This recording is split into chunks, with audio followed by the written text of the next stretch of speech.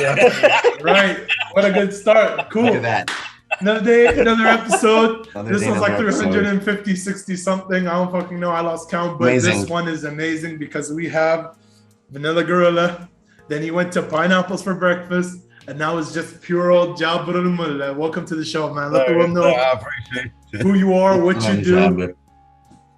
I appreciate it, Charlie, man. You know what it is, baby. I'm Jabba. We're out of Kuwait, baby. You know, it's the motherfucking Arabic city with sauce, baby, where everything's hot, where everything's cool, everything's saucy.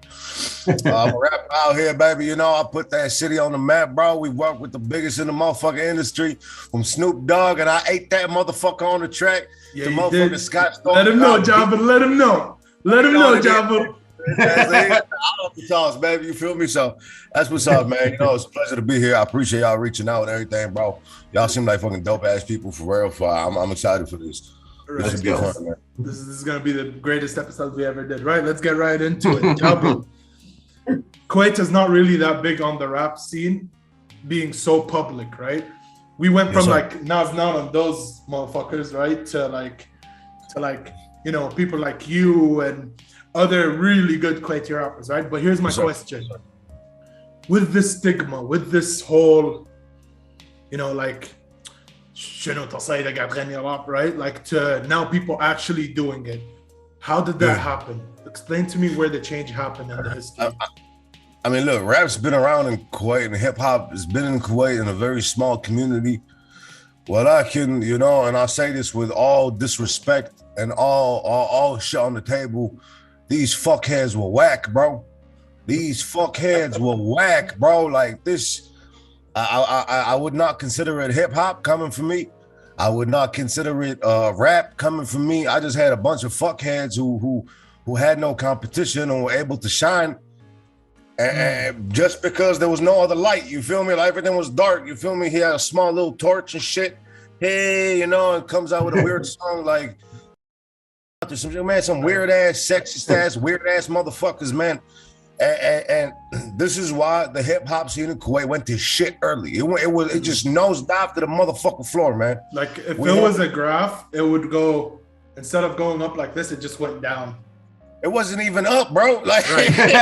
it wasn't even up. No, it wasn't. It was disgusting, man. You had a couple artists out here who were reigning, and the only reason they got popping was they would diss other rappers out in the Khalij, you know, and with our brothers in Sardinia and Lebanon and everywhere. Everybody, you know, had their hip hop thing going on. But the music that was being produced was dead. It was completely dead. It was embarrassing. You literally physically cringe when you listen to that shit. Yeah. And this had to change, bro. This was not a good image because, you know, if me as a person from this city, and, you know, I got Kuwait over here. I got the flag on my shoulder. I got 965, bro. It's my city, and I fucking love my city. You feel me? Oh, yeah, bro. Where's my key? I will. You got sorry. Let's show that shit, baby. You know, shine that shit. Let's go, baby. I love Kuwait. Here you go, 965, baby. We rep 965. Let's go. Yes, sir. All right, so for the international community, 965 is basically the number code for Kuwait, right? Yes, sir. But yeah, keep talking, keep saying so, keep preaching. So when this is my city, bro. I love this city, and I refuse to let somebody foreign to go to Google and write in Kuwait rap and have some fuckheads like that pop up, bro. Because that's embarrassing. You feel me? Right. I've sat with multiple kingpins of the music industry in the West, from Steve Lobel, the biggest artist manager on the planet, bro. And when I had to tell him about my city, and he would do his own research behind my back, he would figure out that, damn, this guy's from a city that's real cool, but the music's whack. It's not there. It's not it. So that had to change. Like that just had to change like a motherfucker. So, you know, I'm an educated dude, alhamdulillah. You know, my parents raised me not to look like this. Well, I can shit happened. That was gonna be my next question. I was gonna ask, like, you don't look like the typical Kuwaiti at all. Like, not even close, right? Yeah. So let's just jump right into this question. What changed? How? What happened? All right, man. Not many people know this because I don't really talk to people because I don't like people. But man, look, so during high school, I had the worst high school experience. Where'd you go, by the way? I went to 5 different high schools because I kept getting kicked out because I was bullied heavy, believe it or not. Damn. I'm not talking some exchange of words kind of shit or like, hey man, that kind of shit. Yeah, I know what you mean. I got a collective of around 19 stitches on my body because my high school experience. You feel me? And I'm sorry. Yeah. nah, it's all good, bro. It's built me to be the motherfucker I am today. You feel me? Like, bro, I'm the type of nigga. I'm a righteous, good motherfucker today because of that shit. But at a young age, I had a bunch of fuckheads, you know, who didn't understand my the way I live and where I'm from and what I do. So there were multiple instances where I had someone walk into classroom. I'm in class filled with motherfuckers and hit me on the head with brass knuckles 4 times, and I'm 15 and he's 18. You feel me? It was shit like that. So I had some real serious shit going on in high school, and this as a human being doesn't allow you to really emotionally evolve, you know, to get to that next level of thinking where you say, I'm towards my end of high school right now. What am I trying to do with my life? Instead, that thought process was diverted from that to how the fuck am I going to survive today? The only thing on my mind was, hey man, what's happening after school today? You feel me? Am I going to be dragged out by 30 dudes like it usually does? You feel me? And these fuckheads never come along, you know? So yeah. My whole mental was, by the time I was 18, was all about, hey man, I want to be the biggest motherfucker in the room. I want to be the loudest motherfucker in the room, because this built a massive insecurity inside of me as a kid. You feel me? So as a human, when you recognize your insecurities, I believe this is when you evolve emotionally and you can become that motherfucking boss ass nigga. You feel me? You can become that nigga. Right. So from the age 18 to 22, I went through this. Jabber, you find me picking on niggas I know can't fight me. I start picking on people I know someone your own side, huh? Yeah, I see how it is. Just to get myself that on the inside, because I had a hole I had to fill. You feel me? It's not a nice feeling when you from the age 14 to 18, you know, getting your ass kicked by 30, 40 dudes in the same time. Through your mind process, it doesn't hit you like, damn. There were a lot of people. Now you don't think of it like that. You think of it, damn, I'm getting my ass kicked every day. Goddamn, what the fuck is going on over here? You feel me? It don't feel good. It's one question. Yeah. So you said you started picking on people that weren't your size. So don't you think you kind of became the very thing you swore to destroy, in a sense? Yes, sir. Yes, I mean, but I think that's how this is the vicious cycle of bullying. You would say. You feel me? The vicious cycle of the bully is someone who's bullied at home or some shit. You feel me? Everybody got their place in the outlet. Mechanism. So yeah, I had that, bro. By the time I was 18, I had this hole in my heart where I felt insecure and I felt like I had to be the biggest dude in my room. If I was not the biggest dude in the room, I would pick on the biggest dude in the room. Like, what the fuck? Why are you bigger than me? You know? It was bad. It was not very bad. A lot of trouble for that, you know. Like I used to. Why your genetics sorted that way, man? What the fuck? Yeah, man. I did some dumb shit back then, but you know, alhamdulillah, I evolved emotionally. I was able to recognize my issues, and I healed them. I hit up a therapist for a few years, and I really suggest anyone in life, y'all hit up a therapist. Those motherfuckers know what the fuck they doing, man. I hit up a therapist. I got to know myself real well.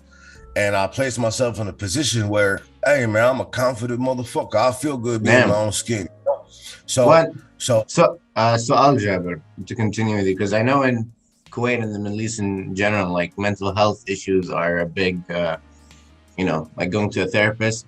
Excuse me if I'm wrong, right? Because I'm from Lebanon. No. Whatever you're about to say, I can tell you now is true. You're right. My grandfather once told me, like, whoever commits suicide, they have the devil in their brain. And that's what makes them commit suicide, stuff like that. So that was something I'm used to hearing a lot growing up in Lebanon. So for you to say that, I went to a therapist when I'm older to specifically deal with these issues, what made you want to go to a therapist? And how was it looked at? Man, it was you have the completely right idea. Mental health has not been a thing except from now, where it's a little bit getting recognized. You feel me? Right. Before then, you would consider out here, it would be considered aib of, oh my God, أنا عندي ملف بالطب النفسي. Oh hell no, you feel me? They used to cancel out future jobs and shit. So, but I'm glad it's coming to light, because there are a lot of issues. there, especially in Kuwait, we don't really, as a youth, honest to God, and this is public information, we do not have any outlet. As a young kid coming up, you don't really have no clubs to go to where you can, get to know people, anything. You don't have any like real fun activities, outdoor activities you can be doing when you're brought up outside. You're very limited to kind of like you could go to a duania, right? Like you meet a friend of a friend and all that. No. There was never a problem meeting people, but I'm talking about an actual outlet of stress. So when you take a kid and he got a stressful situation going on, you need an outlet, whether it's sports, whether it's music, whether it's you find your own lane. Each to each their own. But let's say I'm trying to have a daily dose of fun. There's only I can count them on one hand where I can go as a person under 18 in Kuwait. I can go to a cinema, I can hit up a mall, I go to Duania, and that's 90% of my options done. Right. Where else? If I want to hit up right now, I feel like going on a roller coaster. What can I really go? True. I can't. There isn't. We don't have that anymore. You know what I'm saying? We don't have that sense of, hey, let's go out and have fun right now. It's like, hey man, what drugs we doing?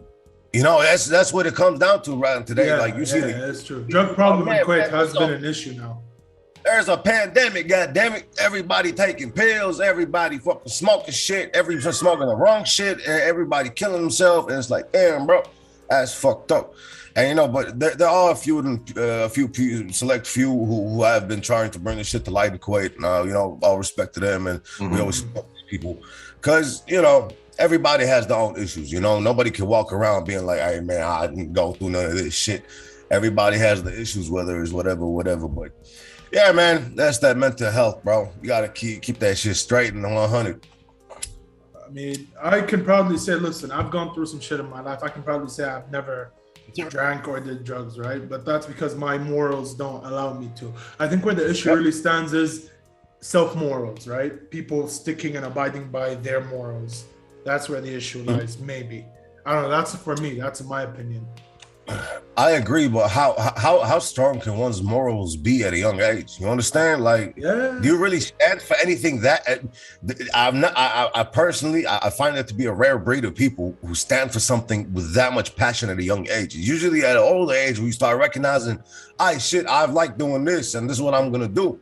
But at a young age, it's not like that. I don't believe it. In my own experience, especially, it was like, damn, bro. Like, what am I doing today, man? God, where am I going? To the cinema for the 9th time this week? I'm done.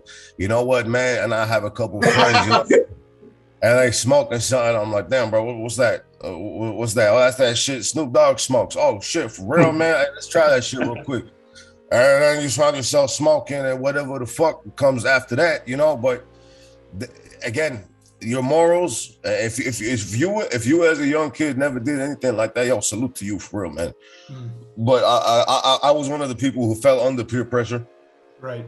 I fell victim to that. I ain't even gonna cap about that. But at a young age, my personality was not as solid as it is today. But yeah, because then when I hear you say that, I kind of hear you. It's so peer pressure, right? That's mainly you being surrounded by the wrong people. Now, at a young age, I don't blame you, because how the fuck are you supposed to make the right decisions at such a young age, right? So I don't blame you. But alhamdulillah, I was lucky enough to be surrounded by those who weren't into that shit, and that helped me even when I was at a young age. And listen, this did happen to me at a young age. I went to this guy's house who I thought was my friend.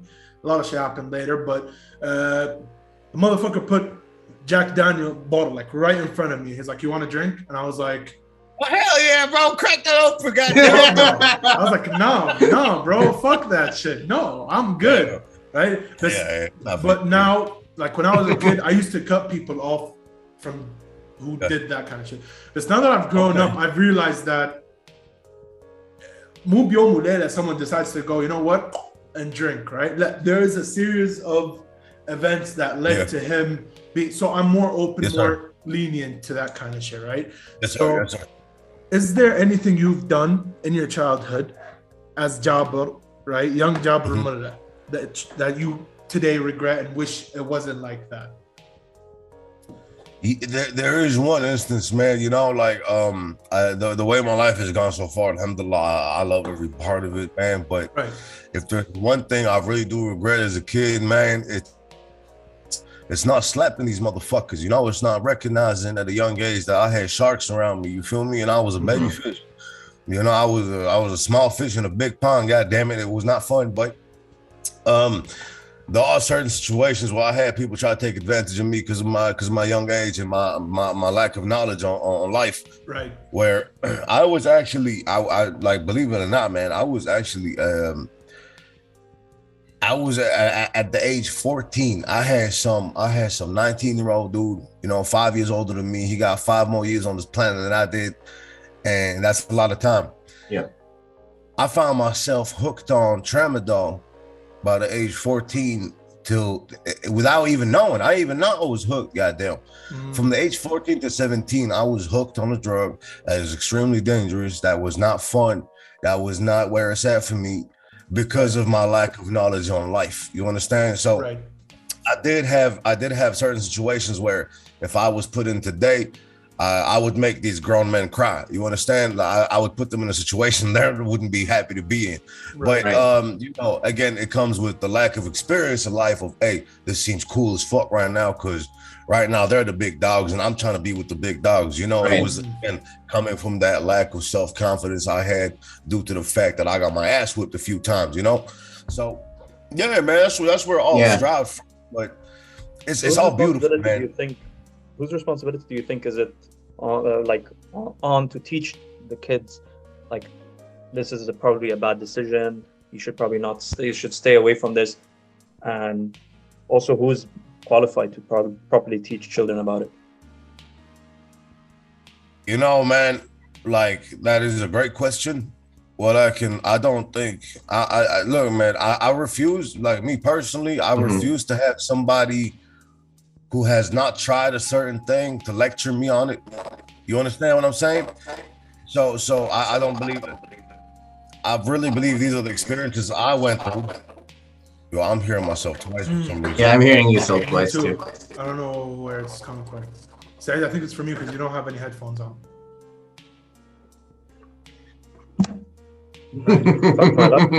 You're good. Please hold technical. Yeah. No, you're good, man. It's all good, man. I feel you. You can chilling. So you as a kid, you ain't gonna listen to no 40-year-old dude in front of you who looks like he ain't done shit with his life tell you, like, hey man, don't do drugs. Hey man, why? Yeah, I guess they know any better. Also, yeah, exactly. Yeah. Man, kids ain't stupid, bro. They're actually very stupid.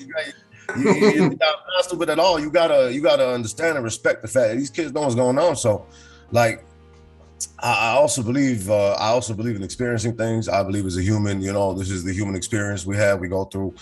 Everyone chooses their own things they want to do in life and their decisions and where it leads them. It's all different, but I don't regret ever trying this shit. I really don't, because now as an adult, I know I don't touch pills. You know what I mean? As an adult, I don't take Panadol twice in a row, man. Just because of, hey man, that's not me, bro. I don't want that. I do what I do. Me, I smoke weed, and this is a public thing. Everybody knows, because I don't believe I'm harming anybody, but maybe myself with the smoke. That's it. I ain't hurting nobody.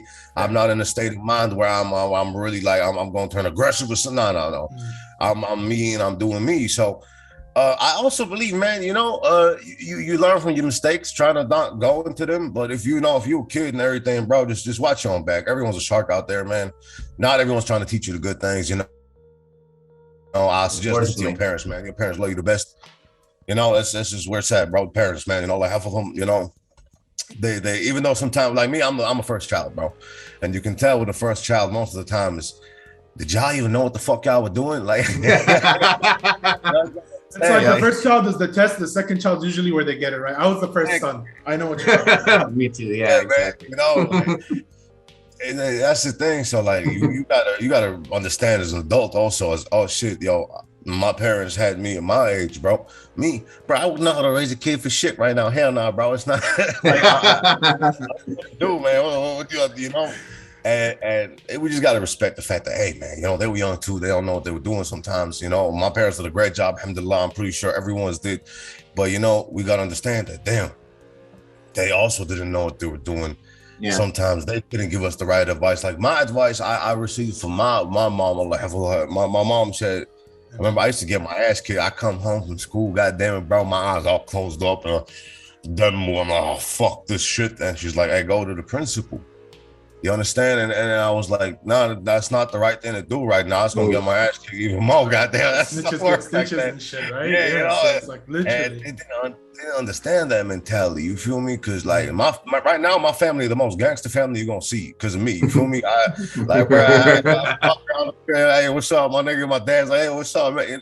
This is how it is, bro. Because we learn from each other, you know. And at a young age, I was pointed towards direction which they knew best was, you know, try to kill the issue, go to the principal, go to the adult, they're gonna deal with it, which only made it worse for me, which was, oh God, it was bad, man. It was very bad. I would not wish this upon anybody, for real, man.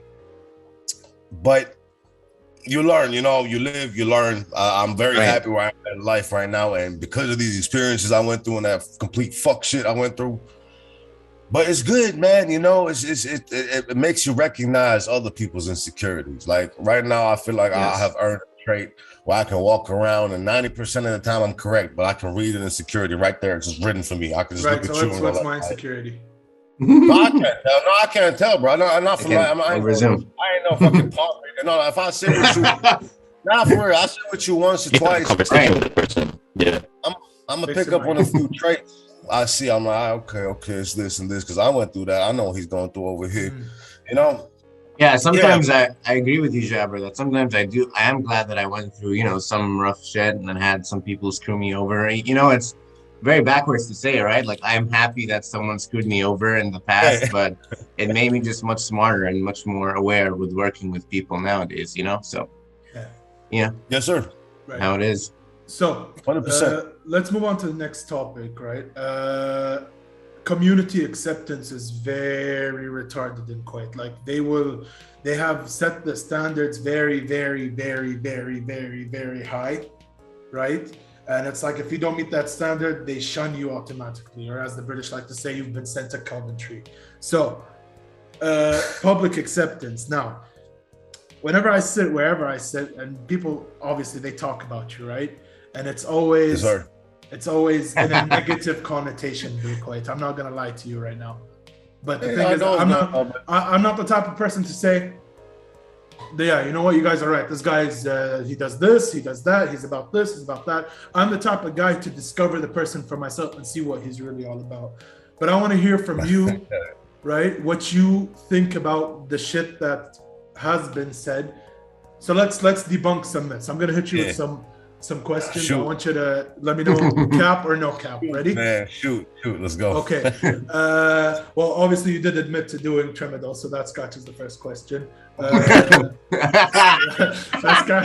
scratches the first question.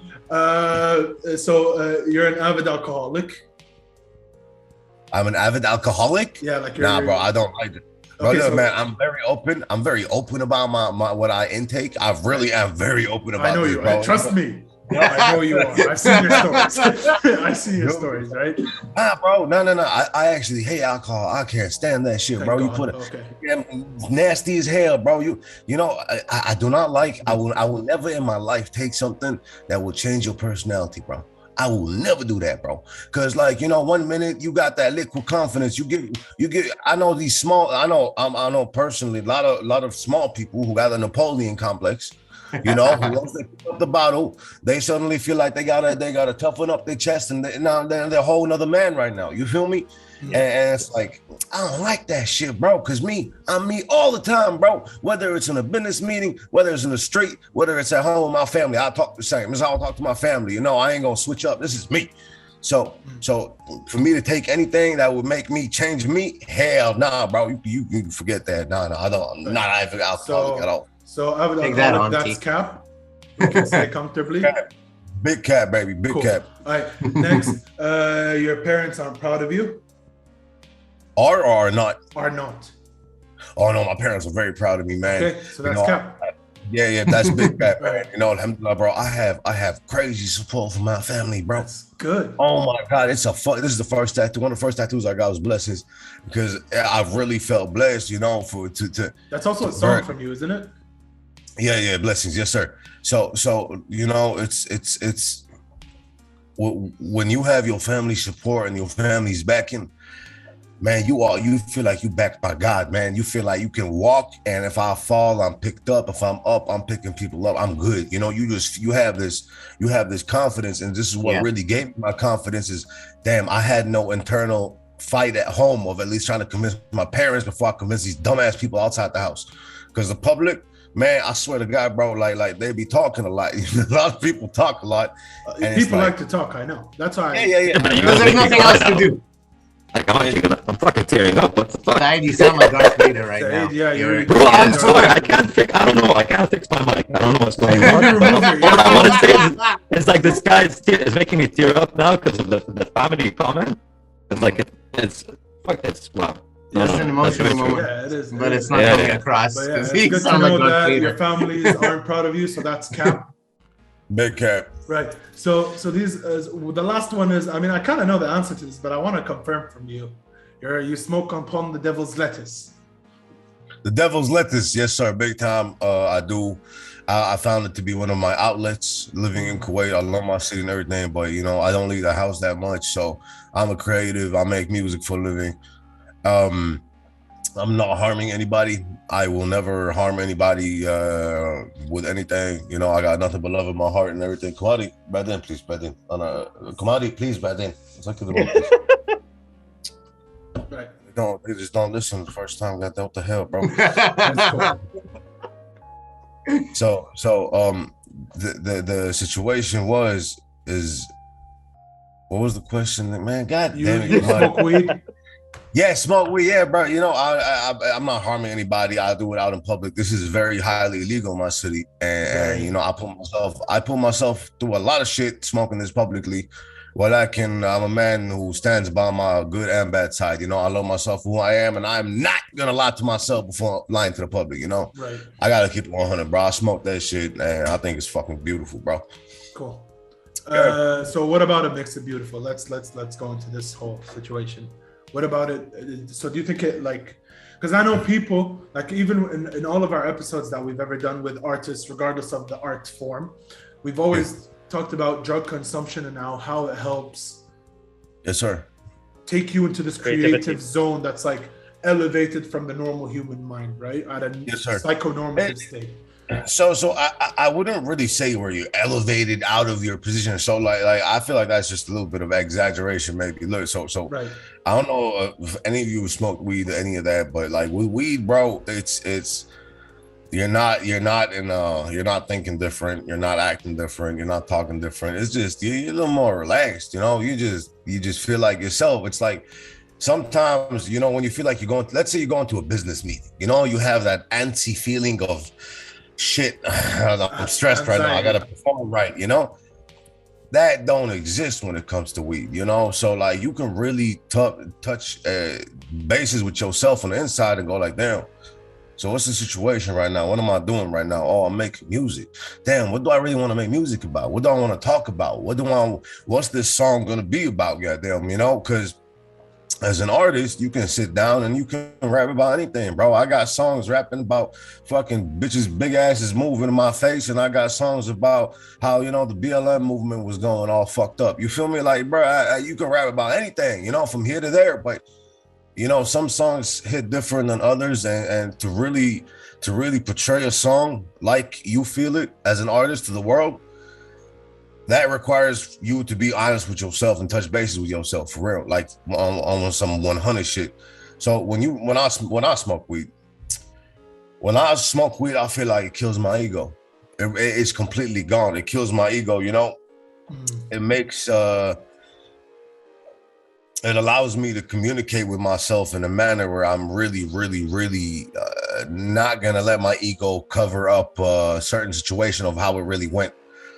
So if I'm writing a song about let's say I was writing a song about a certain situation with me and a good friend of mine who's locked up for 15 years right now. because of marijuana. And there was a line I wrote where it went like they caught Abdul a couple P's and tried to strike him a deal, but this the life Abdullah ordered, now he's paying the bill. You know, when I say this the life Abdullah ordered, now he's paying the bill. Shit like that don't come when you completely sober. I don't believe that shit come out, because that mean a lot to me, because this is the life you ordered, man. Now you in jail, you were happy with the money, my friend. You were happy with all the cars and the women you were getting when you had that shit. Nobody likes the consequence of the aftermath. You know, the consequence and the aftermath are not for the weak. Everybody love drug dealing until they get caught. Everybody love doing drugs until they overdose and die. Everybody love doing something until the consequence kick in, you know? So when I'm able to sit down and smoke something and really touch bases with myself, I'm able to come up with shit that I really want to say. Because the biggest gap for an artist is, I got a certain way I feel about this topic. How do I get some nigga on the other side of the fucking world through headphones to feel the same way I'm feeling right now? You know, and that's that gap. And that really comes, that will only come when you can really be in touching bases with yourself. And when I say touch bases with yourself is to understand yourself. Understand yourself, because anybody can put on a mask in the morning, like 99% of the population do. They wake up in the morning, put on a mask, and then they're not themselves all day. And then they come home and they have to remove that mask. I make sure when I'm smoking weed, there was never a mask to start with. You understand? That's what weed did for me. And I love that shit, bro. Right. For real. Fair. That's fair. So you feel like it allows people to be more natural, their more genuine self? It just, the more originality comes out? Bruh, everybody's on, like, listen, man, this is no disrespect, but if you want to feel disrespected, then there's something wrong with you, you know? Everybody is fake in some sort of way and some bullshit, bro. I'm starting to look at human beings as the motherfucking craziest predators. We're motherfucking sneaky motherfuckers, bro. You know? Why do you think people are fake? Because, hey, man, check this out, bro. I'm walking down the street, and this is a theory I go by. This is why I do not leave the house, bro. Because when I walk down the street and somebody smiles in my face, I take offense to that. Why do I take offense to that? Because one, why are you smiling in my face if you don't know me? I'll tell you why. There's three options. You're either scared I'm gonna beat the shit out of you right now, so you're acting really nice. Or you're fucking scared. It happens all the time. I walk through a motherfucking place and they can feel my energy, bro. I'm a solid motherfucker. So when I walk up somewhere, people recognize that shit. And they go, oh, fuck. Hi, man, Sonic. يا غصبا عنك شلونك غصبا عنك. That's what it is, bro. Why are you smiling? You either smiling because you're scared of me. You either smiling because you want something from me. There's something in those lines. It's either you're scared or you want something. It's my dad's favorite line when it comes to people smiling is even the hyenas smile at the face of the lions, right? Of course. You feel me? Yeah, bro. And there's a reason behind that. That's why I smile a lot. I don't talk to people, bro. You gotta understand. I really don't talk. The last person I've had a conversation with that is new to my life, apart from you guys, just now was probably past year and a half. I really don't like having conversations. Wait, so have you done a podcast other than ours? Or is this your first? No. I've been on Shade 45, Eminem's radio show. I had a small talk on that. Yeah, dude, I had a small talk on that. But I mean, like in the Arab world, that's what I meant. Arab world, first one, baby. Let's go, man. This is where Fire. Man. Shout out to you guys. Shout out to your awesome shit, yeah, so this is like an Arab exclusive, basically. This is good to know. Yes, sir. Good to know. What you want to, man. I'm enjoying it, man. It's just lit, bro. About the smiling thing, I want to comment. Don't you think that there are like just good, kind people that just smile because they're good and happy? I don't believe that. You don't believe that? No, they can smile to themselves. I understand that. No, right. To smile to another human's face says a lot to me. You know, it really says a lot to me. I do not see any other circumstance where you have a reason to smile to my face, you know? I see it all the time, bro. This is things I recognize in my daily life is everyone smiling at me. Then I like to question shit. And I question it. Why the fuck these niggas smiling at me, bro? I don't know. And then I realize, I'm like, oof, هذا خايف. هذا حد خايف إن أطق الحين. I ain't gonna do anything. I'm not even projecting that energy. You know, if I project that energy, you're gonna feel it. Trust me. But I'm chilling. I'm just like, I see you smile. I'm like, all right, man. You're really scared to get smacked right now. Or then I see someone smiling and he's acting super nice. I'm like, man, this shit's dodgy, bro. 10 minutes down the line, all right, cool. Hey, man, so by the way, I got this song I'm trying to get my friend to feature on. You bitch ass nigga. Why don't you just bring that up from the start and tell me you want something, bro? Like, come on, man. It's quit wasting my time, bro. I got shit to do. I got people I respect to sit with. You know, what do you want, man? You know? Yeah, so we might as well come out and say, listen, we want you to shout us out on your next song. No, I'm just kidding.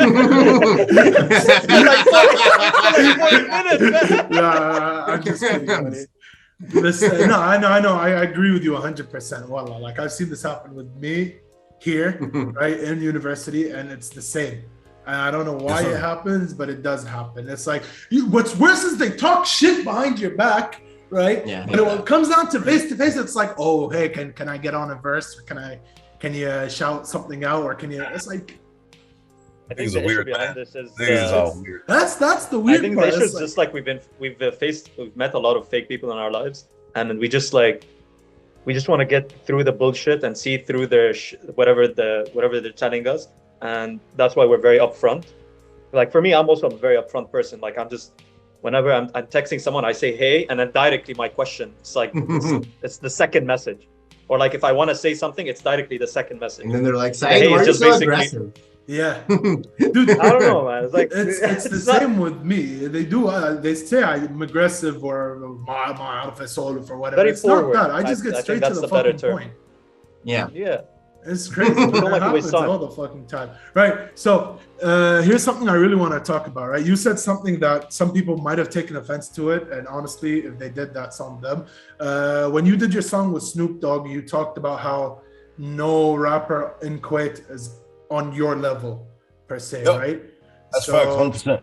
Fair. That's a fair statement, right? But the counter argument is that, you know, like Snoop Dogg he's like kind of not, I wouldn't say irrelevant. I'd say like, how do I say this? He's amazing, man. What are you talking about? No, what are you talking about? It's not what I'm talking. Listen, I bump that shit all the fucking time. But what I'm saying is, a lot of people's counter arguments to that, even when I talk to my friends about it, sometimes they go like, "Yeah, I mean Snoop Dogg, you can just buy Snoop Dogg to get on a verse, right?" So is that what happened, or how did you get Snoop Dogg to come? Hey man, first things first, bro. First things first. Shout out to Uncle Snoop, man. What a legend. Right. I didn't pay shit. I didn't pay a fucking dinar. I put that on my mom. Get the fuck out of here. You're joking. That on my mom, bro, he's man. looking straight at the camera, bro. And he's saying it. But check this out, bro. Check this out, man. Let's leave all the bullshit niggas talking about. Fuck niggas, man. Let's talk about stuff cool, bro. I got a song with Snoop Dogg. I got posted on Snoop Dogg's page. Now listen, man, people can argue about this left and right. At the end of the day, bro, if you are a rapper out of Kuwait, if you make music out in Kuwait, listen, motherfucker, I'm paving a path for you right now, bro. There is nobody you can look up to. There's nobody who's done this before. There's nobody who has reached these heights and sat with these moguls of hip hop. And if you respect hip hop, you gonna understand who Snoop Dogg is in the hip hop culture. Exactly. So when I say I have 2 songs with him and I'm posting on his page and I'll pay a fucking KD, man, leave all the bullshit aside. You might be jealous. You might be hating about where I am or what I do. But man, end of the day, bro, I'm paving a path for your bitch ass. So you better say thank you, goddamn. You know, so like that's where it's at, bro. You know, right. Not many, you know, like every time you flex, you're gonna have some motherfucker trying to outflex you. You understand? That's how it is. But at the end of the day, bro, I am not looking to these rappers, bro. I'm not looking. Bro, please explain. Let me talk about something real quick. Let me talk about something real quick, bro. So we got a few rappers out here in Kuwait. Now, I feel like we have a few established rappers, and they're doing really well. I mean, I could name them right now. We got Vortex. Vortex, Abdullah Talil, Malik, yes, Grizzly Stacks. I haven't heard of him. Grizzly Stacks is one of the best lyricists I've heard in my life, not in Kuwait. Yeah. Seriously? Yeah.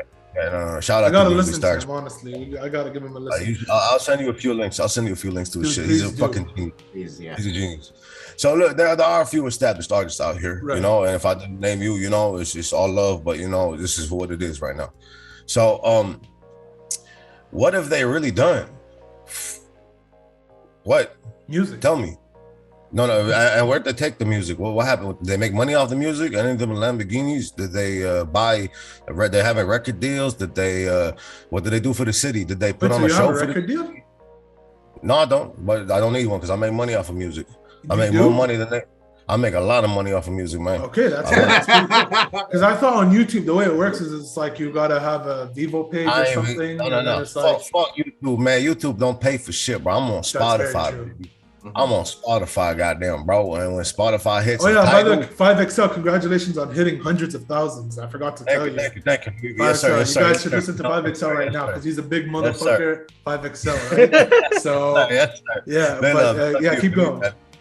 So it's fuck. What was I saying, bro? What was the topic just now? Making money off Making music. money None off of them Spotify. do it. None of them. Yeah. So like what did they really accomplish? Like, let's say we have Vortex. Vortex is a great rapper. He's cool as fuck. I personally think he could be the world's greatest battle rapper. I really believe in this guy like that. And I've never sat with the guy in my life, but I watch him and I hear about him, and he's a great rapper. He makes great videos, great shit. Well, I cannot believe, he should be in the battle rap phase, and lane, not in the music lane. Because but Vortex has I'd say the most views in Kuwait. He has the highest views in Kuwait. Pretty much, yeah. He pulls it out like it's nothing. صراحة. Yeah, he really does. He really does. But you want to talk numbers? How much he's making? Yeah. He says it on his page. Vortex said, like, here, if I pull out his YouTube page, right? Vortex official. So if I pull out his page right now, like, you'll see, he says it on his fucking, like, here we go. About. Oh, he dropped a song 36 minutes ago. Shout out Vortex. Hey, man, I'm Shout out. So he makes $0 out of this channel, no monetization, no AdSense, because his values. His value and quality deserve way more than AdSense. Don't chase the money. The money will chase you, right? That's what he said. That's his whole facts. That's 100% facts. 100%. But here's the thing, bro. Here's the thing, man. I respect the heart behind it. I respect the message behind it. But the end of the day is, bro, what kind of car you driving? What kind of crib you in? What are you doing? Do you have a job? Yeah, you got a job, nigga. And that's not, like. Vortex, and realistically, at least he should be driving a Ferrari, at least.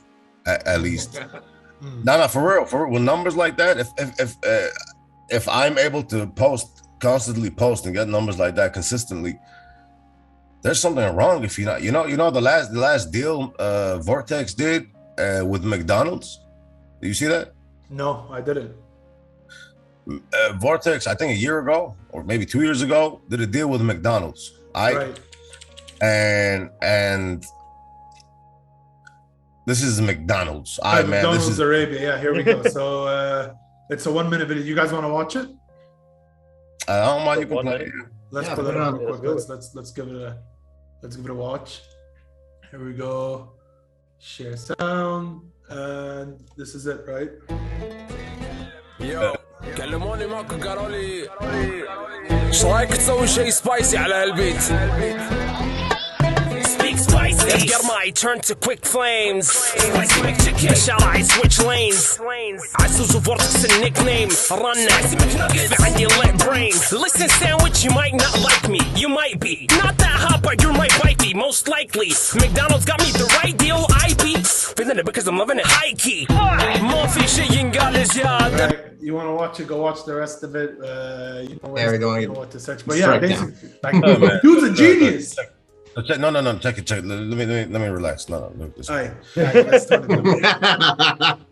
it. Again, this is all love to Vortex, and we're just talking about the capability of making money as an artist. And these are valid points. I think every artist should pick up, especially from the Middle East. The business side of music.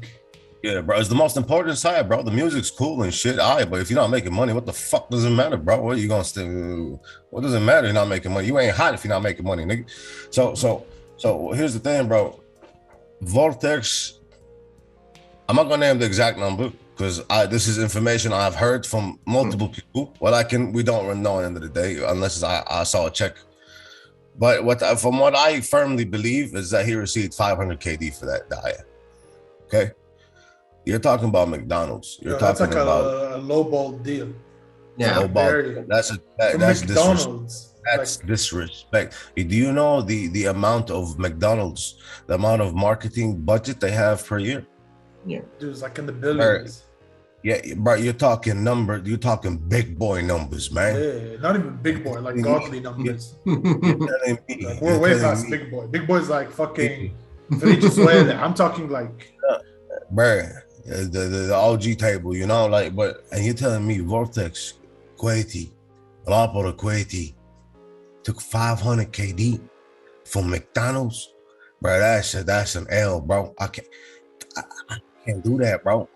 You know, and let me say why I can't do that is because we have شركة طلبات, Right.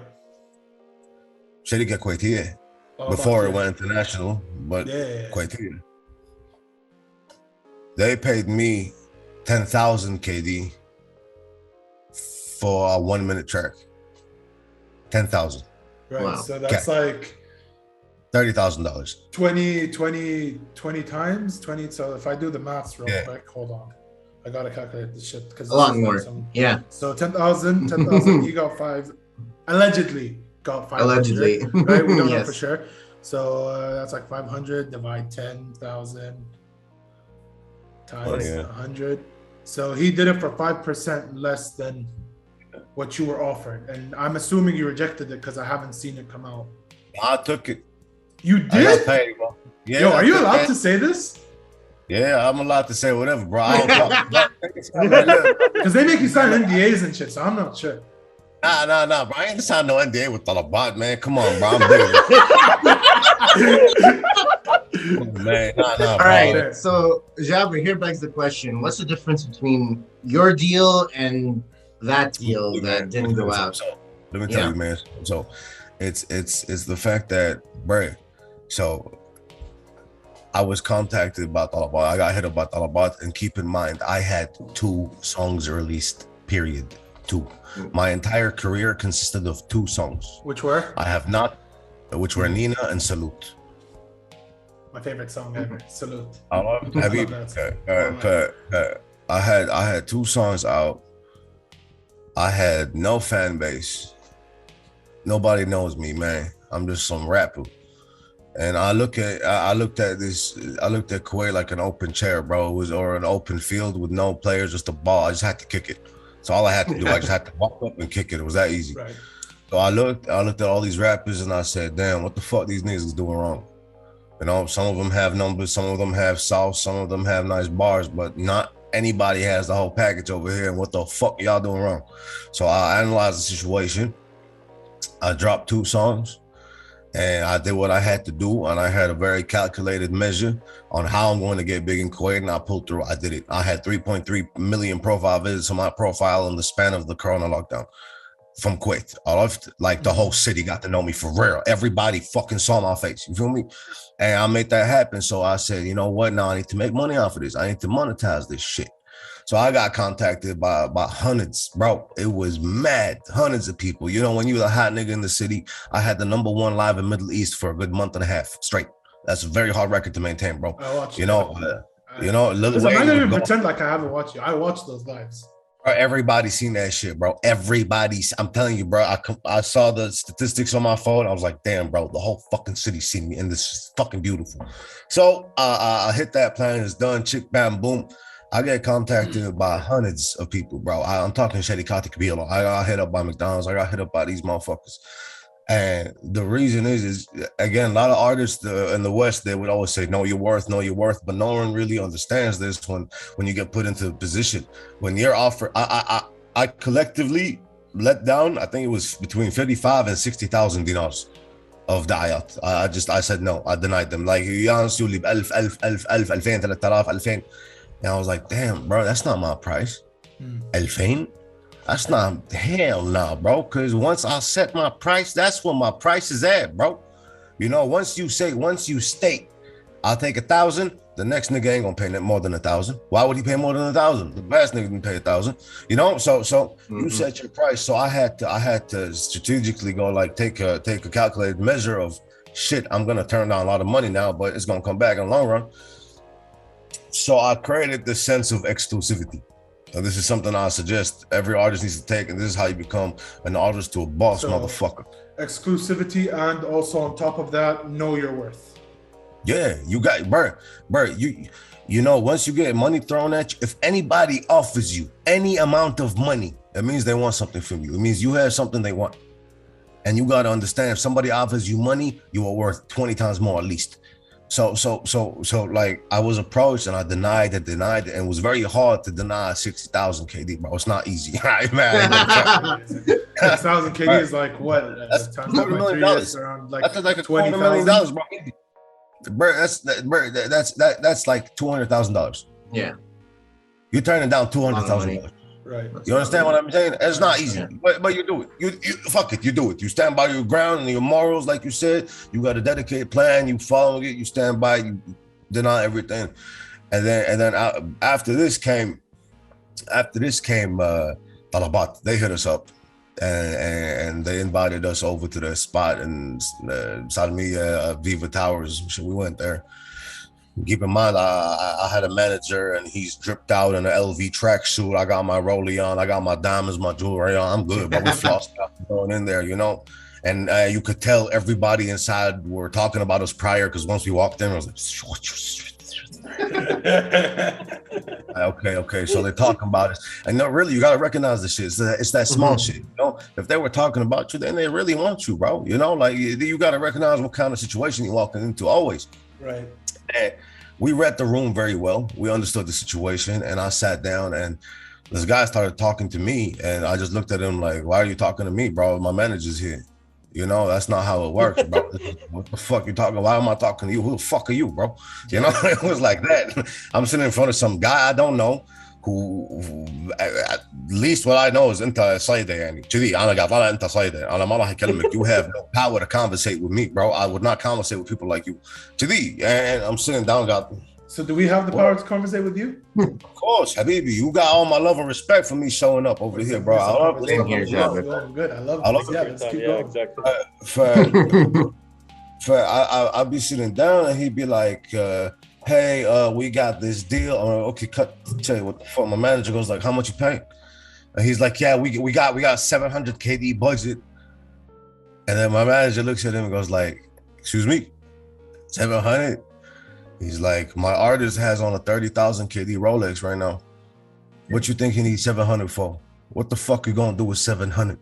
700 is a fucking business class ticket to Dubai. And then what?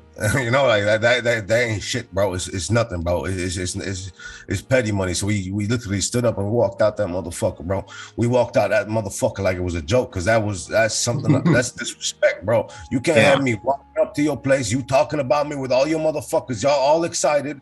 You see me dripped out and I got money, motherfucker. I'll show that shit and I'll say proud. I had y'all off, and you offered me 700? Are you fucking stupid? I love the fact. We walked out of the situation, and I had the lead marketing manager follow me, and just like a dog, man. The guy was like a broken dog following me. Please.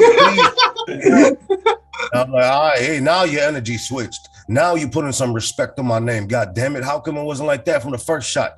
So now that we understand what kind of snake this is, I'm like, all right, man, what you got? And he's like, well, my whole budget for the rest of they had 3-4 months left of the year is 12,000 KD. We're like, we'll take it.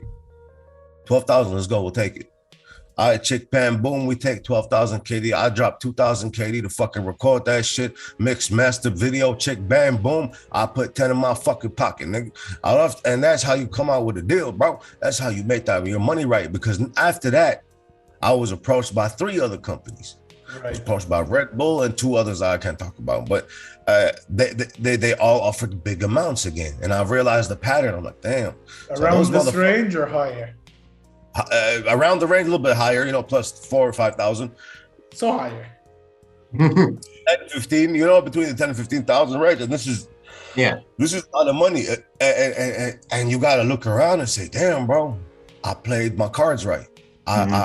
You understand what you win in and what you lose in. I lost 60,000. I picked up that 60,000 in 3 deals instead of doing 60. And these 3 deals kept me exclusive. They don't. I'm not everywhere. It's hard to get me. You want to talk to me? You're gonna have to talk to my manager to get to me, motherfucker. And that's how it is, bro. Because that's the human I am. I do not conversate with normal people. I don't want to. I have friends. I got money. I got family. I got everything I need. Alhamdulillah already. I don't need nothing extra. You feel me? So I don't have a need to talk to anybody new in my life, bro. For real, like alhamdulillah, bro. God put me in a position where I'm good. Yeah, I'm good, bro. So. There's a lot of artists, and this is no disrespect to your manager, but a lot of artists did get snaked by their managers. And my question to you is, how do you pick the right one? I got snaked by my manager. Damn. Everybody gets snaked, bro. Listen, man. I look, man. I talk big game because I am about big game. But at the end of the day, you are only human. You feel me? So like, you will fuck up once in a while. Actually, quite often you will fuck up. So you know, man, this is news. I don't think anybody knows. This is fresh to you. This is literally the freshest news to you. I used to have a manager that I worked with very tightly, very, very close, very close. We were very good friends. I'm talking real good, like homie, on some brother shit. You feel me? On some I know your family type of shit, you know? So suddenly out of nowhere, after years of work, and keep in mind, we've done big things together. I don't know if you know this, but we brought Tyga to perform in Kuwait. That was me and my manager. I don't know who Tyga is. But you know he came to Kuwait. Did you like? I did not know about that though. No, well, I brought Tyga and Russ out here to fucking perform. Russ, man. I heard. Russ, oh shit! Yeah, that was me, bro. Yeah. That was me, bro. Me and my manager, bro. But so we've been in money together. We touched money together. You feel me? It wasn't a small project. It was big money project. We touched money together. We split it evenly. Everything was happy. Everything was good. And then, you know, as you get to know people, I guess, you know, you sometimes you share a common goal and then things change, you know? So what happened was, it was some really weird shit, bro. And I still, to this day, I don't know what happened. I swear on my mama, I do not know what happened. Suddenly I'm sitting down and he stops answering the phone. Like texts and everything. I'm like, all right, okay, maybe he's busy, some shit, it's all good. And a week, I'm like, hey, bro, I'm trying. So keep in mind, we got a studio and everything that I paid most of the money for and everything. I'm talking high-end equipment. I'm talking my sound card costed 3,000 KD. My microphone was $10,000 to 3,000 KD too. It was a big money studio. Yeah. So I'm like, y'all, I'm trying to record. Where the fuck you at? Why you not answering, bro? No answer. I'm like, damn, maybe something happened to his family. Maybe something's going on. He's stressed. He don't want to talk. All right, man, I'll give you a month, bro. Do your thing, bro. I understand. You know, sometimes you as a human, you put in some situations, you just don't want to talk. I'm like, cool. You just want to be on your own. Isolation. Yeah, fair. Yeah, man. 3 months later, hey, bitch ass motherfucker, I need to oh, man, what the fuck, nigga? Then stop playing with me, bro. So, I get no answer still. I'm like, okay, you know what? I don't know what the fuck is going on, but what I do know is going on is that I'm not making music right now, and that's not making me happy because I'm trying to make some money. I'm trying to drop some music. So what happened was, I was like, all right, fuck it then. I'm not gonna chase after this person. I gave you 3 months, nigga. That's a long time, bro. That's like, that is a long time. That's like a course. Whatever. I mean, yeah, he can at least send you a message or something. I got no reply, bro. That's a quarter of a year, man. That's a lot of time, bro. So I'm looking. I'm like, you know what, bro? Maybe you got some personal shit going on, but right now I need to record. You're not answering the phone. I can't come over to your crib because I respect your family. You know, I'm not on that fuck shit. I'm like, you know what? Keep the equipment. Fuck it. Keep the 10,000 KD equipment. I'll buy a new one. Keep everything. I'm good, nigga. Because now, and you have to keep in mind, you know how much I let go in this situation. A lot. So the song with Snoop Dogg received 4 million plays in total. Cool. Big payout. That's I'm talking big numbers. I'm talking $79,000. Okay. From one song. Right. One song. I let all that profit go. All of it. I didn't even argue with him. I'm like, you know what, bro? You see the TuneCore account? It's in your... You don't just say that shit and you walk past it like you let it go with 2-3 KD. 80K? You let it go 80K? Yeah. Like Easy. I dish beta, just where you at, motherfucker? Well, man, no, man, you know, bro, like that's that's the person I am. Right. What I can,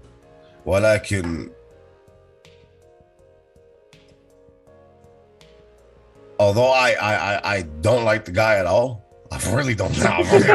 You lost 80K and you better not, motherfucker. I'll kill you. Really don't like him, but I gotta respect the fact we touch money together. You feel me? We touched a big amount of money together, 80K and shit. Trust me, from that Russ and Tiger show, the comparison, it was a joke.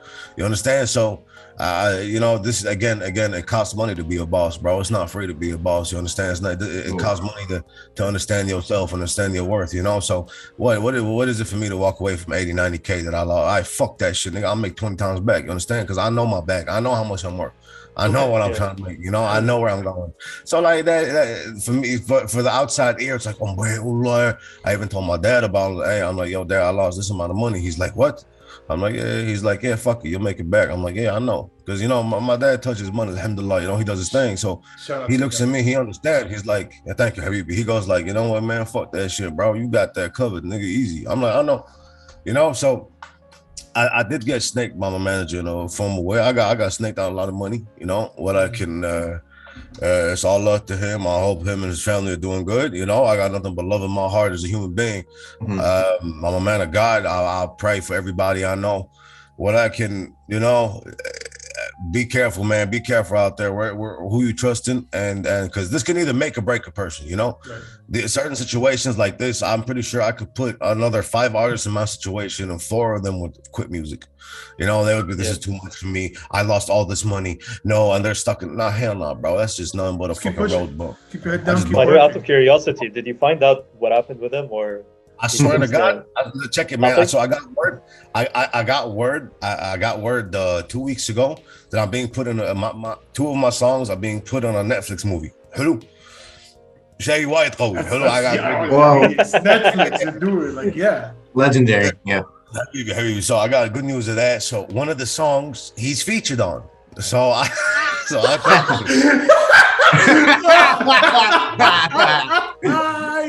It's not a song. The song is called Jabal. I love it's similar to me, Jabal. I love I guess her name. Yeah, I'm like, you know what, fuck it, bro. I'm like, hey nigga, I don't know what the fuck's wrong with you, but I'm just saying I put your name down as Hada. I'm just saying I gave you the credit where it's due, all right? And he's like, all right, man, good luck with that. It's fucking great news. And I'm like, what the fuck? Now you Yeah, bro. You know, man, you know, yeah, it's nothing but love, bro. But you know, like honestly, like as an artist, bro, real talk. If you not even as an artist, as any creative, you have something that's worth money. You have something that's worth money. You have the ability to either draw, write lyrics, make music, fucking whatever it may be. You have the capability to do something, and that's worth money. So people are gonna try to leech off of you. People who do not have these capabilities see you as a money bag. You understand? So just at the end of the day, bro, you don't need nobody. I swear to God, right now, bro, like me, my education is عندي ثانوية, شهادة ثانوية. You know, I ain't gonna come up here and be like, hey man, I عندي شهادة ثانوية. Wait, so did you drop out or did you just stop right? I dropped out. No. I dropped out. I swear to God, I dropped out 3 credits. واتخرج. I dropped out. Aircraft engineering. 3 credits. 3 credits. That's like a madda, a subject. Yeah. I dropped out. ACK, right? Because that's like, or is it somewhere else? Yeah, man. It's called College of Aviation Technologies. It was a new college that opened up over here. It was a 4-year course. خلصت كل شيء خلاص باجي لي course وتخرج. Literally I have 1 class. Literally that's it. أطالع كذي. It's called a module. They got modules and shit. Yeah, it's a module. Yeah, I had a module. The last module was خلص, and I'm looking like this, and then I had some fuckhead say some dumb shit to me, bro. And I was waiting for this, bro. I was waiting for this, bro. So what happened was, throughout college, I was going through the phase of I want to actually become an artist. This shit ain't for me, bro. Right. This shit is not for me. What the fuck am I working on planes for? I don't give a fuck about a plane, nigga. I want to be on a plane. That's it. I want to work on a plane. So what happened was is I went to California during the summer break, and I came back, and in California I got my first tattoos. Right. This is where I took the stand of, hey, you know what? I don't ever want to get a job in my life. So I got my first tattoo, which is the back of my head. I'm pretty sure y'all seen pictures of it, some shit. I got a big ass rose in the back of my head. So my first tattoo was on the back of my skull, and I got my whole sleeve done, this one. And I came back and I walked to the college with a date, and then Amid al-Kulliya, who I really don't know, bro. And the kids in that college, I don't know, man. I don't fuck with people, bro. So I'm walking in, I'm always got my eyebrow hanging down like Mu'ajibni Shay. So I'm walking up and I see them, they're all gathered up because it's the first day of the semester, some shit. And I walk up and I'm like, Assalamu alaikum. And then the Hamid goes, like, he looks at my arm, he's like, oh, شنو هذا? I'm like, it's tattoo. What's up? Why? He's like, oh, ايدك كأنها خريطة كأنها شنو كأنها محول بسلوى. يعني قطة جرافيتي يعني، عرفت يعني. كنا عصير عرفت ولك دمك اسفلت يا عمي، دمك ما يمشي. عرفت where ففجأة a lot of students around who are very intimidated by me took this as an opportunity of اوف العميد موجود، جابر ما راح يسوي شيء. وفكاك الله يشهدك. Oh hell no, y'all bitch ass niggas think I'm quiet because this fuckhead over here. So, bro, I swear to God, man, I'll put this on, bro. I grabbed this nigga by the collar. I'm like, hey, man, what'd you say? I mean, he's a big dude. Well, I can I'll pull him down. I drag him to my face. I'm like, what's up, man? What'd you say? And then everyone goes, oh shit, the situation's real. And then security start coming. I'm like, bro, don't do that dumb shit, bro. And I shook him. He got shook in front of everybody. He really got shook. I'm like, bro, you know what it is, man. So I'm like, yo, Ibn I am doing this shit, bro. This is not for me. That was a stamp for me. I was like, I had some fuckheads laughing because they all hate me on the inside. And they're laughing. They think, nah, fuck y'all, man. Y'all don't know me, y'all don't know this shit. And that was the greatest decision I taken in my life. The greatest one, bro. Yes. You know, it feels good as a human to portray, to go after what you want. Really. The biggest blessing you have as a human is the choice of freedom. The biggest blessing, you know? And not everything seems like it's free, but it really is. You just got to have the testicles or guts to go get it. You feel me? Either or, you know? You got to go do that shit, you know? And that's the I have a question. I have a question on that point. Like when you felt like when you did that to the dean and just held him from the shirt, and then you basically like got yourself kicked out from university.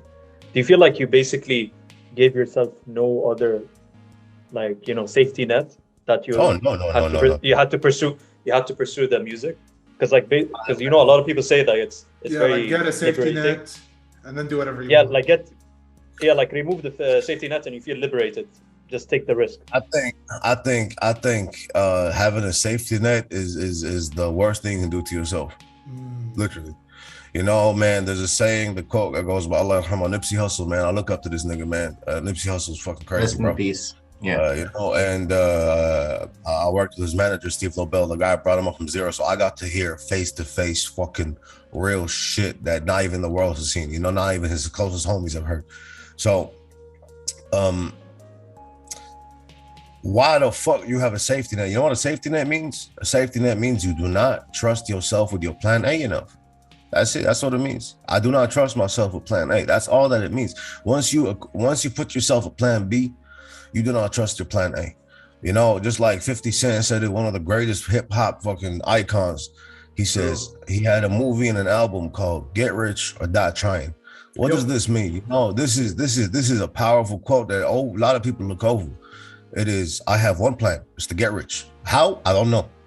But my plan is to get rich. I'm on the way. I'm either on the way and I'm happy because I'm doing what I want on the way, or I'm dead on the way, which doesn't matter because I was on the way. You understand? Like, it's a very important quote in life, man. Having a plan B, like right now, like this is something like my parents were like really stressing over. Job or finish college, go do that, put a shahada on the wall, and I was like, why? How about y'all don't record on the wall? Yeah, I'm gonna put 100 records on the wall, and then you know, it was and the time where I got to prove that was the greatest time of my life. You know, where I could walk. It's not very often you will see love and pride in a household. You know, like, you know, it used to be like me walking up to my dad, like, you know, I'm trying. Now I'm walking up to my dad like, hey man, he looking at me like an accomplished nigga, and that's another fucking feeling, bro. It's out of the book. You know, that's a feeling not many people got to go through in life. You know, and I'm appreciative of this situation. But my father being able to look at me going like, damn, bro, that's my son right there. He made that shit happen, you know. Even I was like, damn, I don't know if you're gonna do it, but he did it, you know. It's on some other shit, bro. It's on some other shit, you know. It feels good. And I want to shift the conversation to more of the music side of music, right? So, yes, what does it take to write a song by Java, Vanilla Gorilla, or Pineapples for Breakfast? Yeah, Vanilla Gorilla's dead, bro. Fuck that. Pineapples for breakfast. No, fuck you, man. I like Vanilla Gorilla. He brought out Salute. He brought out Salute, like, man. That's my guy. You know when you come up with your first email, bro, that's sort of the same feeling. Let's not talk about you know? No, I know what you mean, bro. Big underscore guns 8246. Yeah, bro. Email. Oh yeah. So, dude, my first email is still my email, but Alua99. Oh boy. It's not that bad. It's not that bad. It's not that bad. Man, but it's crazy, man. Honestly. But yeah. So what does it take to write a song for you? Like, what's your thought process? How do you go about it? I check it, man. So right now, I'm in a position where I'm trying to make this shit happen for real. Mm-hmm. So I haven't been dropping that much music. I dropped this year. I dropped 2-3 tracks, and that's not a lot. Well, I can. It's because I'm cooking right now. So if I really want to take this shit seriously, I sat down and talked with myself, and I was like, you want to take this shit seriously, you have to hit the global market. You really have to hit the global market. You know, it's cool being famous in Kuwait, the Middle East and shit. All right, cool. And I said, I need to hit the global market. So how does one tackle something like this? This is pretty much me walking into a battlefield, competing with at least another 100 million artists right now. Mm-hmm. So this is not to be underestimated. You understand? Like, this is a situation to be taken seriously. This is a situation you have to have a plan. You got to have a plan of attack and how you're going to attack and when you're going to attack. And you got to have all this shit, you know? It's not just a whoop-de-woo, drop a song away. No. You ain't going to make it like that, bro. You got to have you got to plot. You got to have a backup plan to what's happening next. You got to plan your whole year out. You feel me? So yeah. My plan, I say this openly, is to introduce something that the world has never heard before. Sounds very easy to say. You know, hard to do. Close to impossible to do. You know, over the years, we have heard many Western beat makers, from Timbaland to DJ Khaled to whoever the fuck, trying to sample Arabic music. And 9 times out of 10, they're using the cheesiest of the cheesiest. It's always the same oud or the Egyptian ney, or and it's always a cheesy way they play it, and it's not Arabic. It's not that authentic Arabic shit, bro. That Arabic, especially for me, that Khaliji shit. You understand? You know who I think is doing that right now? Khalifa Santos. Shout out to Khalifa Santos. He's Khalifa Santos. Shout out to him. Walakin, I'm very sorry, but where's your music? You understand? He's bro. For somebody like he's a DJ for me. This is this jockey.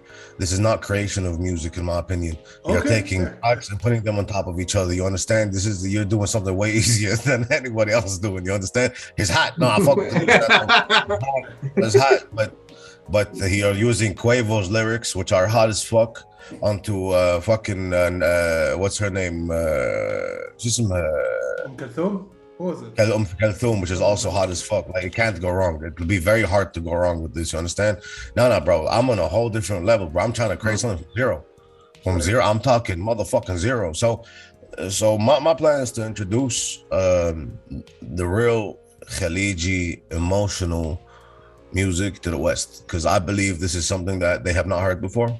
Mm-hmm. This is something they are going to fall in love with. I love if a whole nation of people like us, we love this Arabic music, then I'm pretty sure they're gonna fuck with it like a motherfucker, you know? Because this music is beautiful. It has love behind it. So I do have a track. I will send to you. I have a sample of a track of where I'm actually I introduce Arabic mawal singing into something, into soul music. So, Wow. and it's very powerful. I only have a hook done. I've been sitting on this hook for probably a year and a half now. Can we listen to it?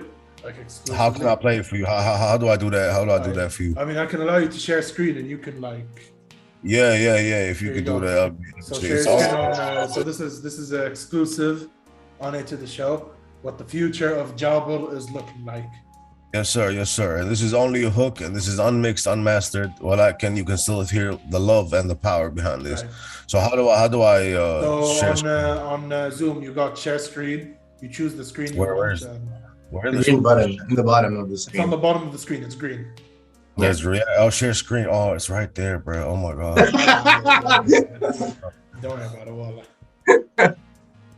I check it. All right, you good? Y'all see this? Share sound. Make sure you share sound. Jaber, feed, Dalal, when you go up on the screen, it says there's like a little tab. Share sound. There we go. Okay, I got you. Yeah, shit. I got you. All right, let's go. Let's take a listen. It's just different.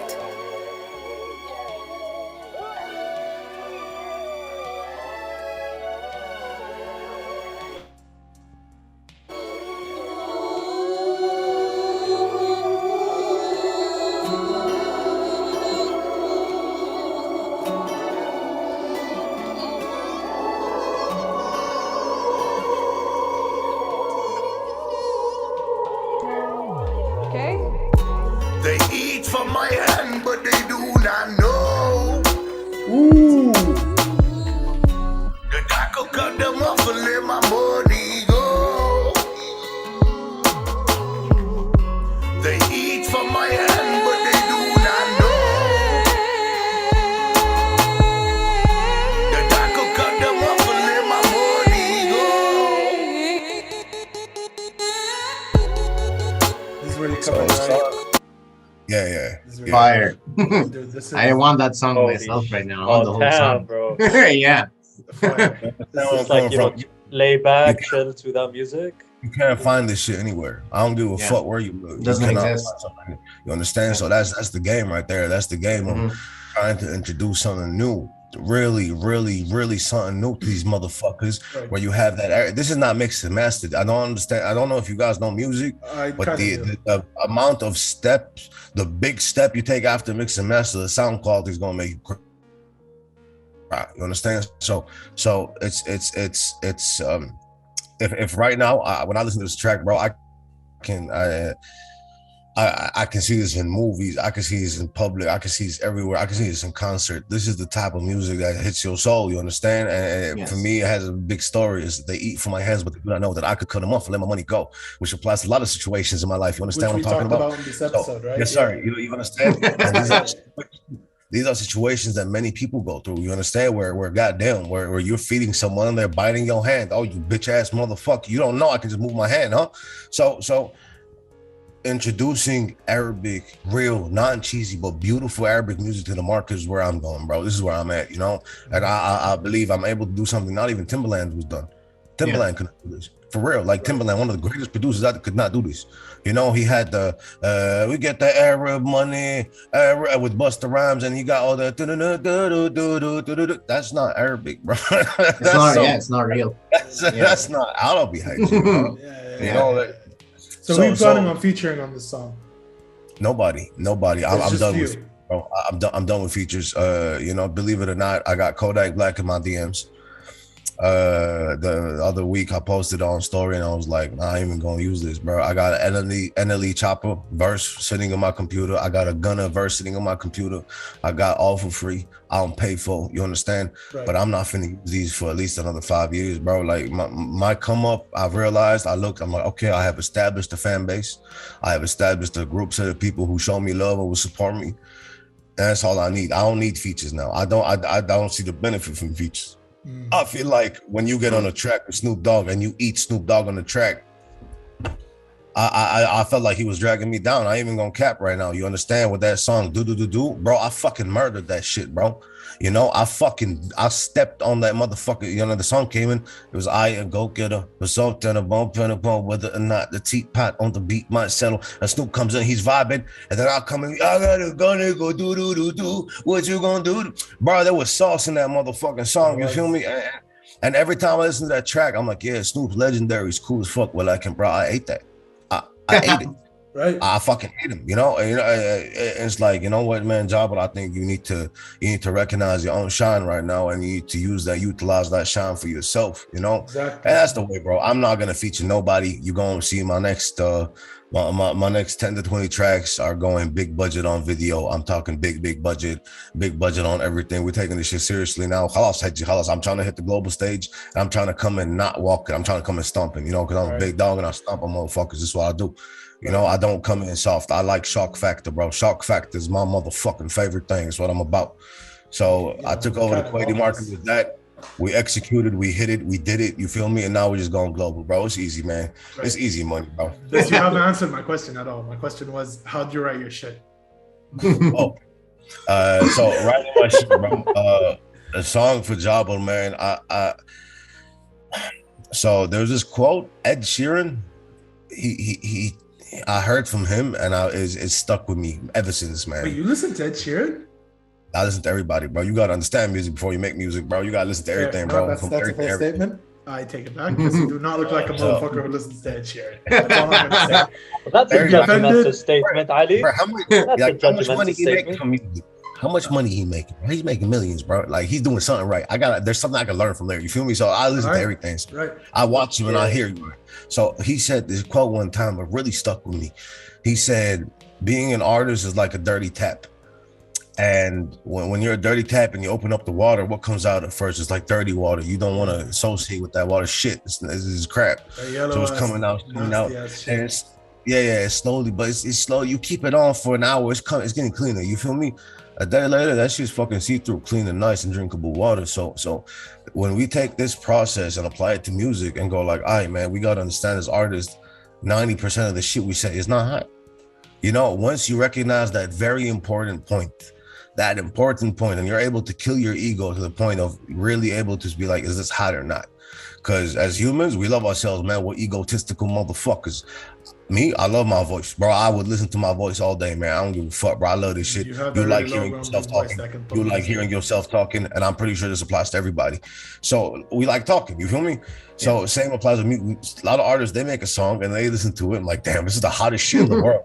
But it's fucking disgusting. It's whack. It's dead. You know what the fuck is this, bro? And once you recognize that and you recognize all of this, you are able to filter out your bad music. Because nobody you never walk into the studio and make a hit on your first 10 minutes. It don't work that way. Music does not work that way. It comes with practice and trial and error, you know, finding your lane, all that shit. So with me, the way I make music now, bro, is first of all, I stepped back as an artist. I stopped making music and I recognized how I'm making music. I really broke the steps down, and right now, I will never force myself to write. I used to treat this like a job. I used to sit down every day from 10 a.m. I spend 8 hours writing music every day, a minimum 8 hours, where you find yourself really inspired for the first few, and then the rest is just like, I'm just trying to get this fucking over with.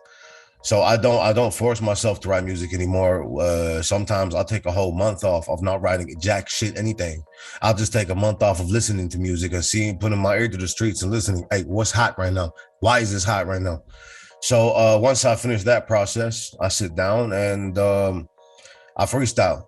I get high as fuck. I get so high that I can't see in front of me, and I turn on the beat as loud as it can go, and I really try to connect with that beat. I understand the beat. Even if I make the beat, I already get it. If I purchase the beat or I'm working with a producer, I try to tap into what the fuck he was trying to send across with this beat and try to correlate with that. Right. Because the most beautiful thing about making music is if you're a producer and you had a certain image in your head or a certain sound that you're trying to produce, but weren't able to put it on because you weren't an artist, and you send it to an artist, and without telling them, they are able to decipher that message. just through the music. If they are able to understand, damn, this is on some emotional gangster shit, or this is on some blah blah blah, whatever shit, and I'm able to apply that without the conversation happening, that's magic, and that's great feeling. It's like, damn, you understand what I'm writing, you know what I'm writing, you know. And another tip for anybody who's trying to make music out there, this is an issue I've been seeing recurring, and I think it needs to be pointed out right now. Ali, let's take the word car. Can you please give me 5 words that rhyme with car? Far. Star. Star. Bar, star, scar, guitar, Mopar, let's say. Okay. So these are 5 words that came to our head pretty quick, right? It required no thinking. A lot of artists these days, they don't understand that, hey, you are in competition with another 100 million artists. You are bound to have the same rhymes as a lot of people if you don't actually selectively pick out your rhymes, you know. So you hear a lot of people coming with hey man, I had the same flow, or I had the Habibi. There's only a certain amount of words you can use and a certain amount of fucking flow. Like, how many words are like 49,000? Yeah. Like, yeah. So you gotta rhyme a few. You gotta be real selective with your shit. You gotta really sit down and be like, all right, man. So what I do is I dish out the first 5 words. That's what I usually do. So if I have a certain bar I'm trying to perceive or a certain message I'm trying to get across, I'd find the rhyme, and then I'd say the first rhyme, I throw it out, second throw it out, third throw it out, fourth, fifth, sixth, seventh, however often I need to throw out until I come up with a rhyme that's so unused, it's like, damn, that sounds new.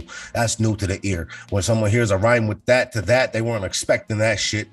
And this is how you stand out as an artist. You know, your word choice, your rhyme choice, you got to understand always you are competing with the world. You are not competing with your hometown, you're competing with the world right now. You feel me? So, yeah, man.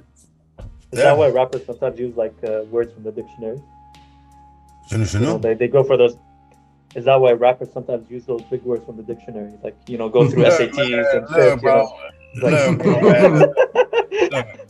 With Eminem, he made this thing a thing. You know, Eminem revised the dictionary. Yeah. Shit. Look, man, you gotta understand, bro. The old Eminem is very different to the new Eminem. I don't like the new Eminem. I really don't like it, bro. I believe Eminem needs to get back on drugs to make good music. This is the reality. No, for real. I'm being for real, dog. Yeah, I know. But it's like, so obviously we do not encourage the use of drugs on this show. No, we don't at all. No, we don't. But as an artist, as an artist, Eminem, I believe he played his cards wrong right now. Eminem was at the pinnacle of his career, a godfather in the lane of hip hop.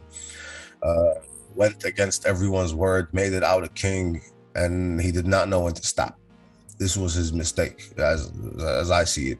So what happened was Eminem won, I think it was a Grammy or an Oscar for his song "Lose Yourself." Yeah, Oscar. Oscar, and that's never been done in hip hop. That's an accomplishment that you don't get. And back then, for me, his music was the hottest thing on the planet, bro. He really had heart in his music. You hear the passion, you hear the love behind it, you hear the Academy motherfucking Award anger, for Best Original Song. Yeah, Academy Award. And he was funny. Yeah, he didn't give a fuck, bro. He had this thing about him. He'd go in and I'd say, yeah, man, he'd say the worst shit. I ain't gonna say what he said. I can't, bro. I ain't built like that. He's weird. But like you know, he said some really like, oh shit.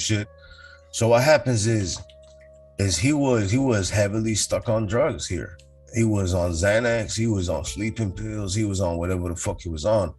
And once he got clean, you know, as a human, it's very good to go clean everything. But you gotta understand, your music making capabilities relied on drugs. You were not able to make music without drugs. That's every time he wrote a song, he was dosed out on drugs. So once he stopped, you could tell when Eminem changed. Now he thinks going fast is good for some reason. I don't know why. I don't know. I really don't know who told him like that's the route he should be taking. But like, I think he just did it to break his old Guinness World Record. Bruh, no, you don't trust me, man. As an artist, you ain't gonna release shit just to break a record. You're gonna release shit because you like it, bro. I really think Eminem should have stopped music and should have been the person bringing up new artists. He should have helped the hip hop community a little bit. Now I feel like he's like, hey man, what are you doing, bro? Like, where were his last few songs? And what was that fucking MGK diss? That was so weird, bro. That's why. you know, like you lost your godfather status after that shit, bro. You associating with these small kids like that, you know. You Eminem for fuck's sakes, man. You know, again, yeah, bro. That's M for you, man. I don't like the new one. I mean, a lot of people think otherwise. صراحة يعني.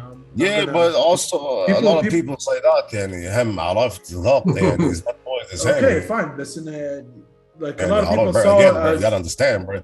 yeah, I know where you're coming. Listen, I know where you're coming from. When I talk about like 90% of people, I'm not talking about artists here. I'm talking about the listeners. Yes, sir. Right? Yes, sir. So as listeners, a lot of people actually like the kill shot disc, like the way he went hard with it. And I'm not gonna lie, I liked it too.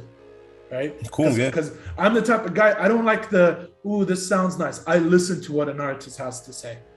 That's why my mind, if you ask me who's my favorite artist right now, today, I'd say easily J. Cole, Kendrick Lamar, right? Who else? These are the main two that I listen to. Who else is there in the Ice Cube, old Ice Cube, right? Like NWA and past after NWA. Like these are who I listen to. Now, why? Because I enjoy the lyrics, what's being said. I understand. Okay, wow, you can rhyme orange and door hinge. Ooh, fun. But what's the message? What's the message you have, right? Yeah.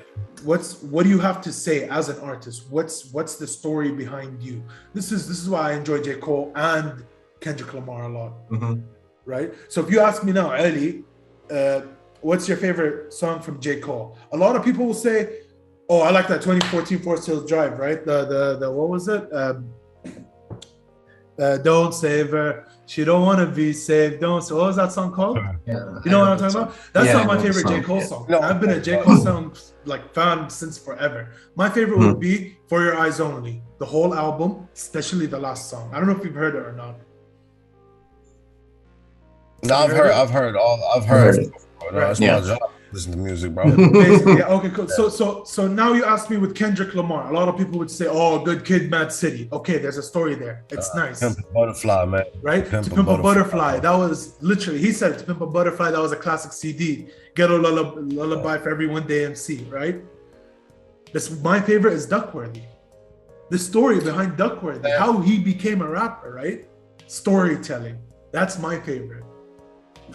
You know the greatest storytelling hip hop song ever that's recognized between all artists. Have you heard of? Is it the Joyner Lucas one? Nah. Have you heard of Immortal Technique? No, I haven't. All right, man. Listen, bro. This is coming from a real hip hop head, man. I'm telling you, bro. Listen, man. Immortal Technique, Dance with the Devil. This is just for you. Listen to this later, and please, because if you like lyricism, I'd like to introduce you to one of the greatest lyricists in the planet. American hip hop artist. Yep. Is that him? Just so we're on the same page. I'm gonna share screen real quick. So this is the guy you're talking about, him.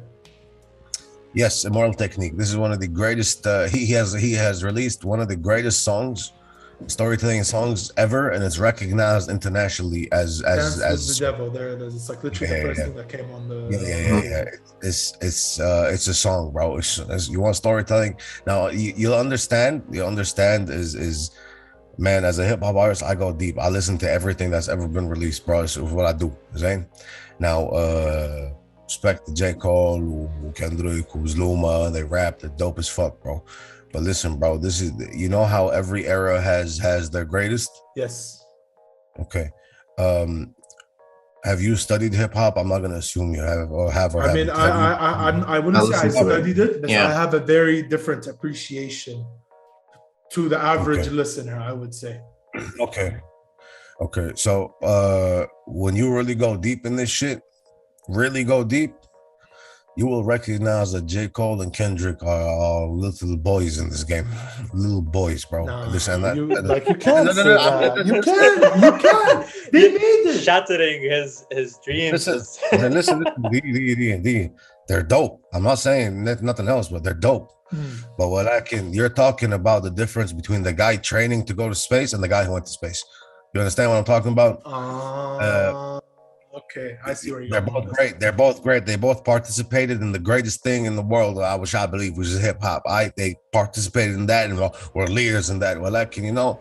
Until you once maybe after the stream you can listen to that song and you understand where I'm coming from. Because you'll understand where I come from. There are people out there that are unknown. They were so raw. It's scary, bro. I've heard that song over 3,000-4,000 times. I get goosebumps every fucking time I hear it. Not from the you can't hype reminiscing. and then expect me to wait to listen to it, man.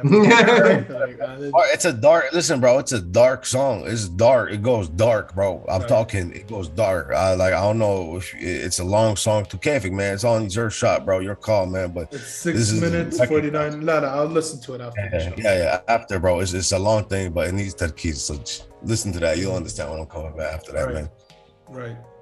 Yeah. Right. So, with all that being said, I know we talked a little bit about this, but I think our last question to you would be, what's the future of Jabber looking like? Where do you see yourself in the next 10 years, 5 years, whatever number you want to put on it? I move with a plan always. Right.